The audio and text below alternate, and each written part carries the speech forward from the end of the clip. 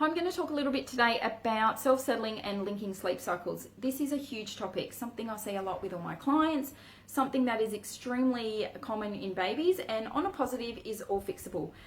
So first of all, what we need to do is look at how your baby is falling asleep to begin with. And typically what your night might look like if your baby doesn't know how to self-settle might be something like, they go to bed quite well between 6 and 7, they wake up at around 10 for a feed, they wake up at around midnight for a feed, and then generally from midnight through till 4 or 5 a.m, they're up quite frequently, and then they're ready to start their day quite early. And then generally what you'll experience through the day is catnapping, so anywhere between 20 minutes to 45 minutes through the day. And this is very typical of a baby that doesn't know how to self-settle. And what happens is they will fall asleep, whether it's on the breast, on the bottle, being held, being rocked, and then they go in their own environment. And what happens is they wake up in their own environment 20 minutes later, 40 minutes later, in cases a couple of hours later, and they're quite distressed and alarmed because how they remember falling asleep, they're in a different environment. They're now somewhere else alone. And it's very similar to us falling asleep on the lounge on a Saturday night and waking up next door. We would be quite distressed as to how that happened. And babies are the same.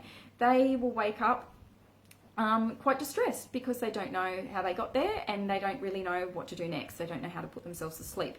So what they will require is for you to recreate what you did 20 minutes ago, 2 hours ago, to enable them to go back to sleep.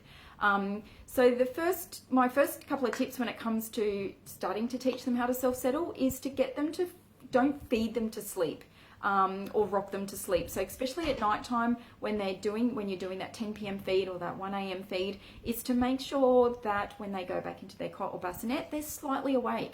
So, feed them. And if they do fall asleep, wake them up a little bit. Wake them up, change their nappy if you need to, give them a quick cuddle, swaddle them back up, pop them back in their cot or bassinet, but just make sure they're slightly awake.